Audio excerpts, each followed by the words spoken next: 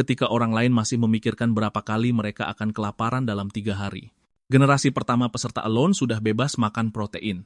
Bukan cuma menangkap bebek seberat 5 kilogram, tapi juga dapat 2 ekor hiu anjing kecil. Ikan trout pelangi dan bebek jelek dimasak jadi hidangan ikan dan unggas. Setelah makan, lanjut panggang tikus buat camilan.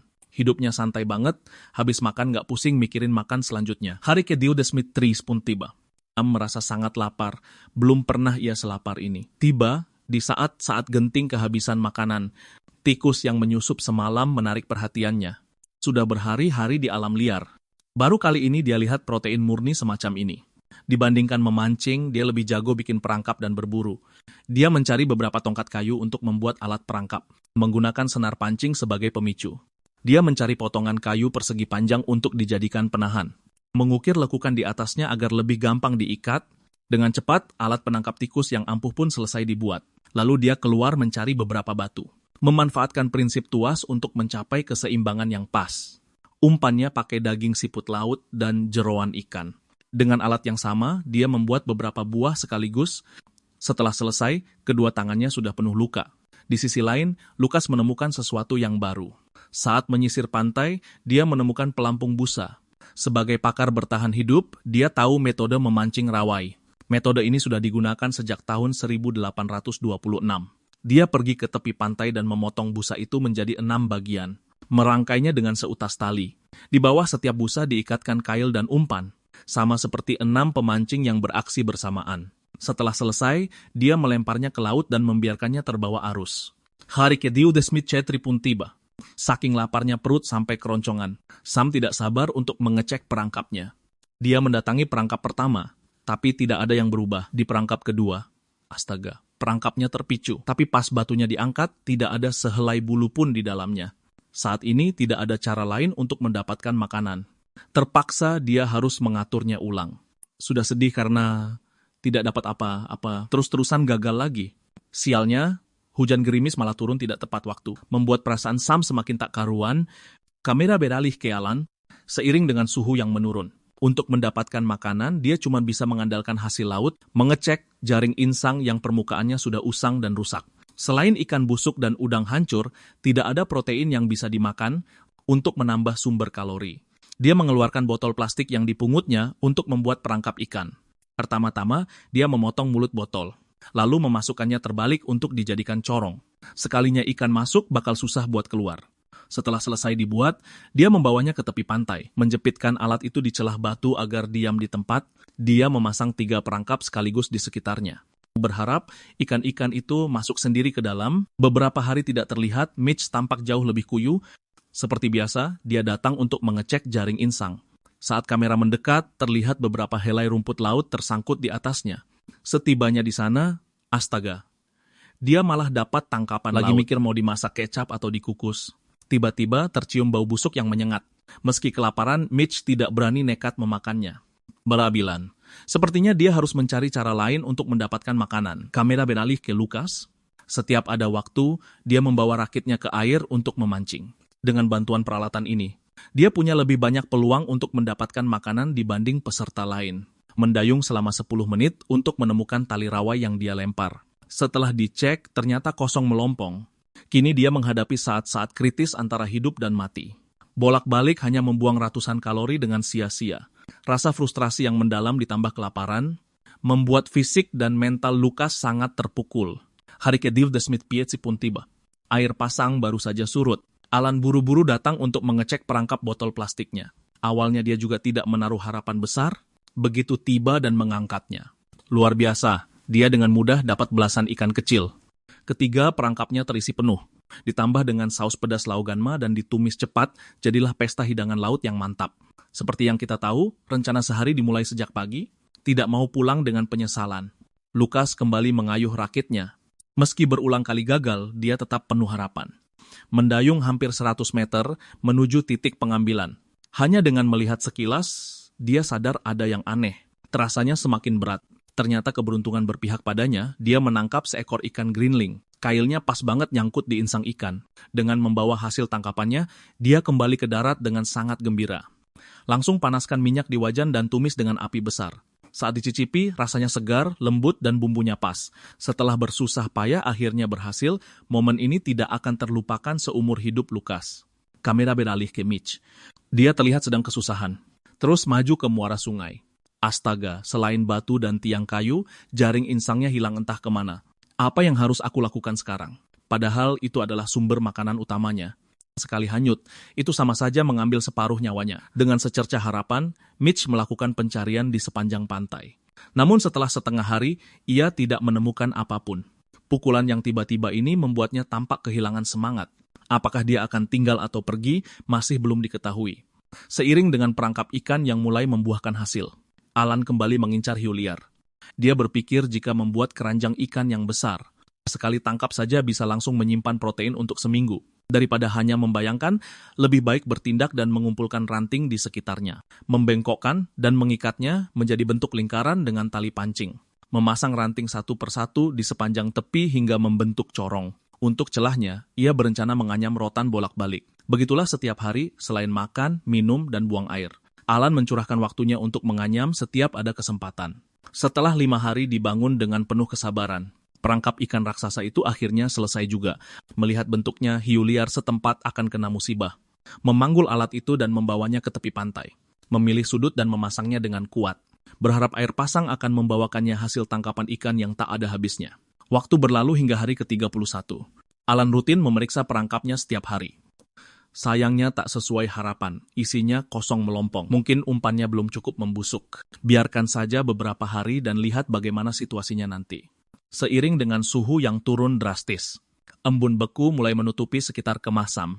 Entah apa yang salah, perangkapnya belum juga membuahkan hasil. Rasa lapar yang hebat sedang menggerogoti pikiran dan tubuhnya. Jika dibiarkan kelaparan lebih lama, dia bisa mati sebelum sempat menyerah. Waktu berlalu hingga hari ke-32. Sam melakukan pemeriksaan rutin seperti biasa. Beberapa yang pertama tidak membuahkan hasil. Sampai ia melihat ada ekor yang menjulur keluar. Akhirnya ia berhasil menangkap tikus incaran yang sudah lama didambakan, kembali ke kemah dan mengulitinya. Membersihkan organ dalamnya. Tanpa tambahan jintan atau saus cabai, langsung ditumis ke dalam wajan. 5 menit kemudian, aromanya menyebar ke seluruh kemah. Sam berjemur di bawah sinar matahari sambil menyantap hidangan lezat. Wangi, empuk, dan sangat renyah. Kandungan proteinnya puluhan kali lipat dari daging sapi. Seiring dengan datangnya musim dingin yang membeku, Lukas membuat keputusan yang berani. Ia bersiap mengubah tempat berlindungnya menjadi sebuah yurt.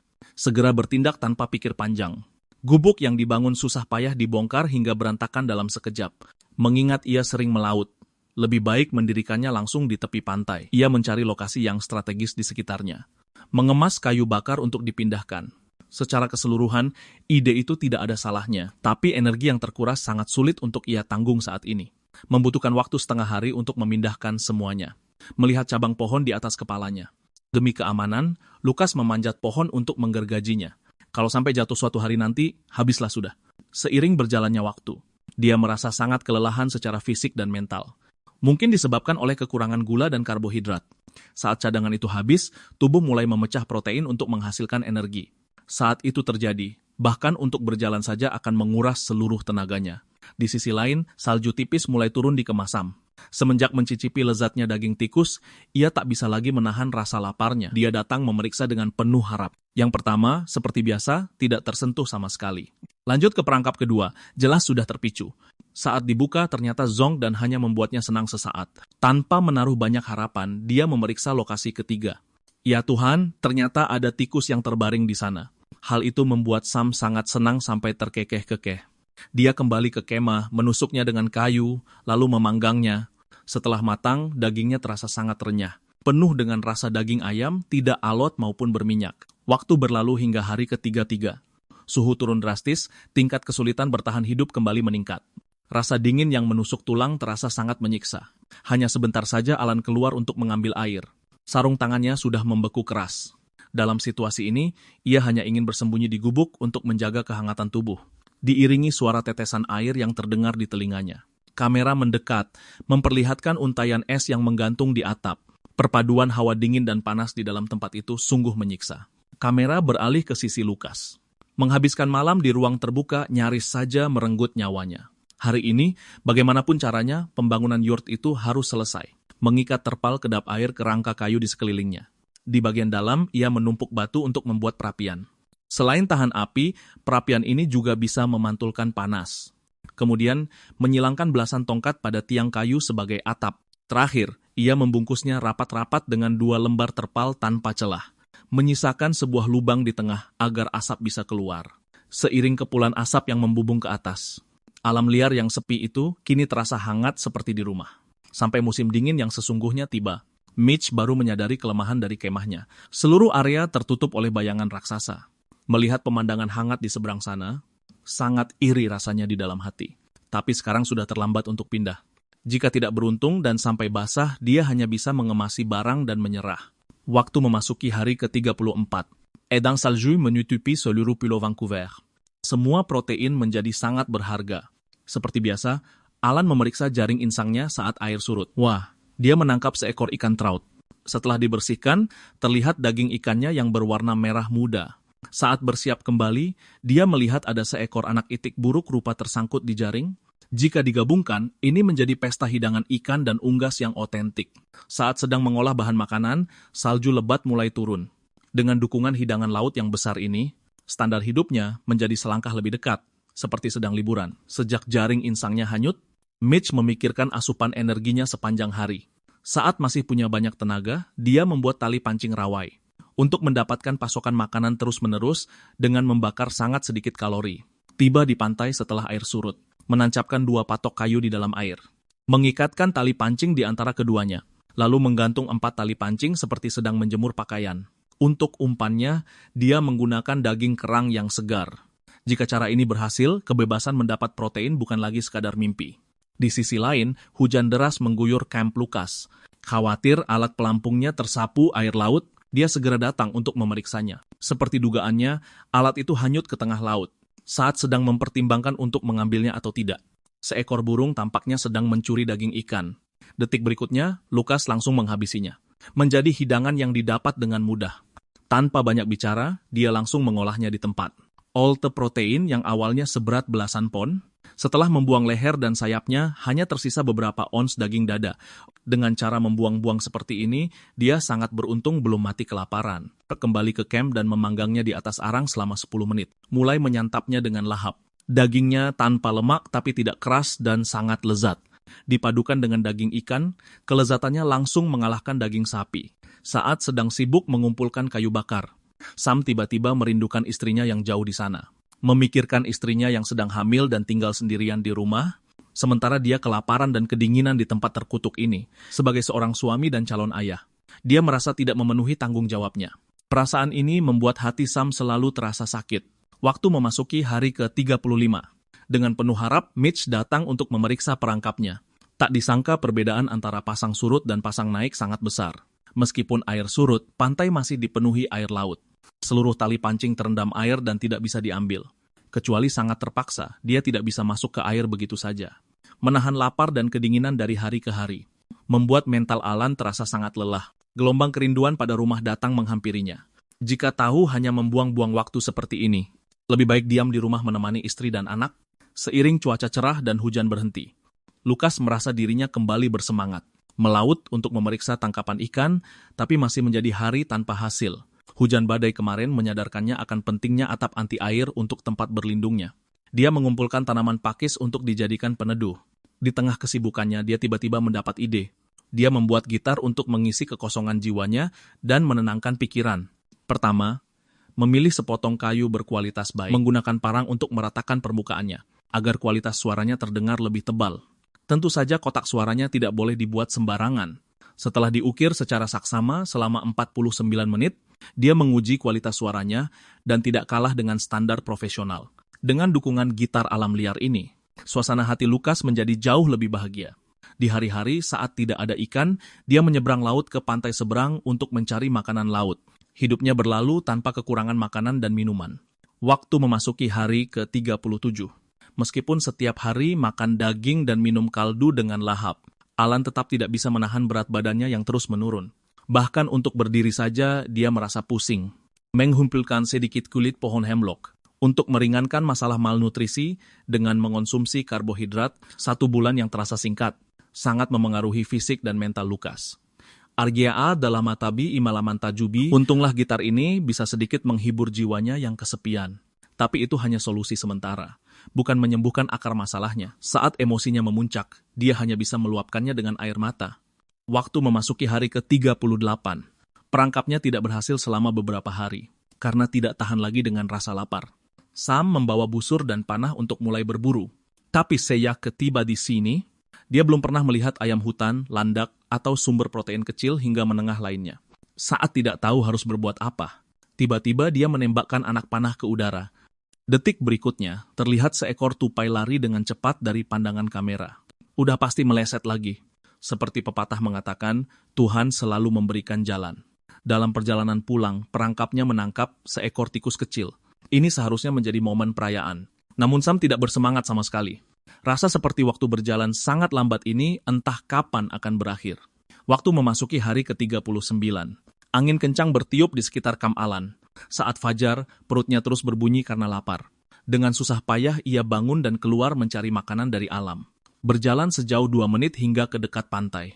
Karena perbedaan air pasang dan surut, jaring insangnya masih terendam di dalam air laut yang sangat dingin. Tidak bisa mengambilnya, Alan terpaksa mencari sesuatu di pantai untuk mengganjal perut.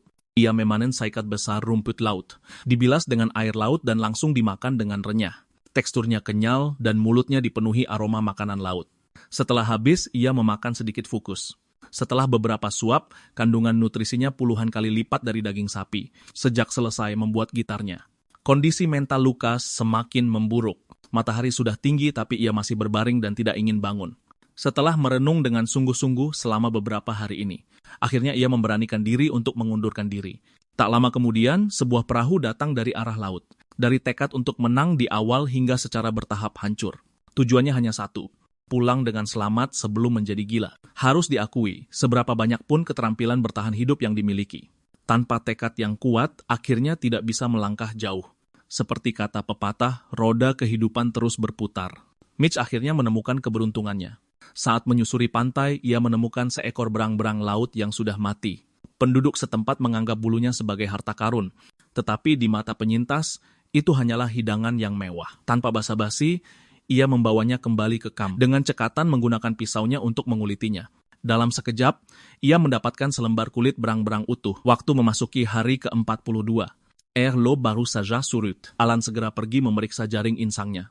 Hingga saat ini, ia tidak lagi menjadi pemilih makanan. Selama tidak mematikan, semuanya terasa renyah untuk dimakan. Begitu tiba, ia melihat 2 ekor hiu anjing tersangkut. Satu juga dikenal sebagai salmon batu, adalah spesies hiu yang paling umum. Setelah dibersihkan, dipadukan dengan rumput laut dan remis. Ini benar-benar menjadi pesta makanan laut yang layak, membawa hasil tangkapannya kembali ke kamp. Astaga, nyala apinya hampir saja padam terkena hujan. Dengan sedikit tiupan udara segar, api yang berkobar seketika menyala kembali. Langsung menaruh panci di atasnya untuk dimasak. Dalam 20 menit, hidangan lezat dengan warna dan aroma memikat sudah siap. Khawatir aromanya akan menarik pemangsa. Ia sengaja pergi ke tepi pantai untuk memakannya dengan lahap. Ada daging dan sayuran, segar dan lembut. Saking enaknya, hanya bisa digambarkan dengan "Oh my God". Setelah selesai makan, ia bahkan tak rela menyisakan kuahnya. Tak terasa, malam pun tiba. Mitch tak bisa tidur untuk waktu yang lama. Karena menganggur, ia memanfaatkan waktu untuk memproses kulit berang-berang. Saat sibuk, ia teringat ibunya yang didiagnosis menderita kanker otak. Sebelum berangkat, ibunya berpesan agar ia menjaga kesehatan dengan baik. Besok adalah hari pengucapan syukur tahunan lagi. Mengingat bahwa saat pulang ia mungkin tidak bisa melihatnya lagi. Rasa pedih saat anak ingin berbakti tetapi orang tua telah tiada. Membuat air mata Mitch mengalir deras tak terbendung seperti banjir. Waktu memasuki hari ke-43. Hujan salju membuat Alan kedinginan dan hanya ingin bersembunyi di gubuk. Meskipun tak perlu khawatir soal makan dan minum. Semakin lama menyendiri, pertahanan psikologisnya semakin rentan. Hal sepele sekecil apapun bisa menjadi pemicu yang menghancurkannya. Tak ingin mengecewakan ibunya, Mitch menguatkan diri untuk bertahan. Meski raga di alam liar, hatinya sudah lama terbang pulang. Sangat bimbang dan tak henti-hentinya merasa bahwa hidup ini singkat. Uang sebanyak apapun pada akhirnya hanyalah ilusi semata. Jika ia melewatkannya, ia akan menghabiskan sisa hidupnya dalam penyesalan. Setelah itu, terlihat sebuah perahu melaju dengan cepat. Ia dengan cepat mengemasi barang bawaannya. Menaiki kano. Jarak dalam mil Mitch mundur dengan cepat dari tantangan ini pada malam itu juga. Waktu memasuki hari ke-45. Hanya tersisa 2 pria kelaparan dalam kompetisi ini. Pulau Vancouver kembali dilanda angin kencang. Sam yang telah kelaparan sebulan kini tinggal kulit pembalut tulang. Ia hampir tertiup angin saat berdiri. Ketakutan membuatnya langsung kembali masuk ke gubuk.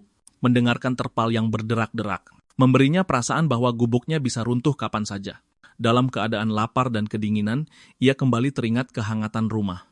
Pikiran untuk menyerah terus bermunculan di kepalanya. Waktu yang terasa berjalan lambat seperti ribuan semut menggerogoti tulang, membuatnya gelisah. Hari demi hari berlalu dan badai bukan mereda melainkan semakin parah. Ia terus menghipnotis dirinya sendiri untuk terus bertahan. Tanpa terasa waktu telah memasuki hari ke-52. Angin kencang disertai hujan lebat.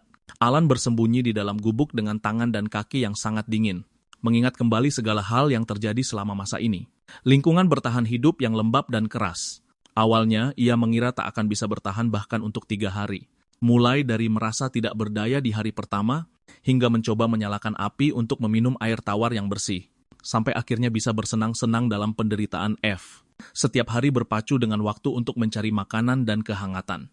Hari ke-22, saat berpakaian, dia menyadari pinggang celananya kebesaran 2 ukuran. Seiring suhu yang anjlok, pikiran tentang rumah mulai berakar dan tumbuh seperti benih. Dia mulai menghadapi pilihan apakah akan pulang atau bertahan. Pada hari ke-42, Alan mengingatkan dirinya sendiri untuk menjadi seperti orang liar, meninggalkan pikiran tingkat tinggi dan menjadikan bertahan hidup sebagai satu-satunya tujuan. Pada hari ke-50, dia menjadi sangat kurus dan terlihat seperti orang yang berbeda dari sebelum datang ke sini. Dan semua ini terasa seperti baru kemarin. Kini dia telah mencapai keadaan pikiran yang luar biasa. Tidak mengenang masa lalu dan tidak mendambakan masa depan. Hanya ada keinginan tak tergoyahkan untuk bertahan hidup. Waktu tiba di hari ke-54, dehidrasi, kelaparan dan insomnia sedang menghancurkan tekad Sam. Selain 500.000, dia lebih ingin merasakan petualangan epik ini. Namun itu tidak berarti dia pasti akan berhasil.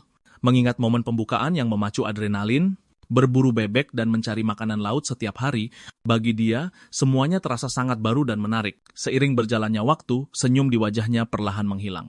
Saat kesepian dan rasa lapar menyerang, dia harus berkeliling ke sana kemari untuk mencari makanan. Setiap kali berpikir tentang meninggalkan istrinya yang sedang hamil sendirian di rumah, rasa bersalah yang kuat membuatnya sangat menderita. Waktu tiba di hari ke-55, sebuah perahu mendekat dari arah laut. Tanpa ragu, ada lagi peserta yang tidak sanggup bertahan. Saat perahu merapat, Sam terlihat muncul di hadapan kita. Sebagai seorang pemuda berusia 22 tahun, bisa bertahan hidup sendirian di tempat sialan ini selama 8 minggu, hanya dirinya sendiri yang tahu penderitaan dan kesulitan yang dialaminya.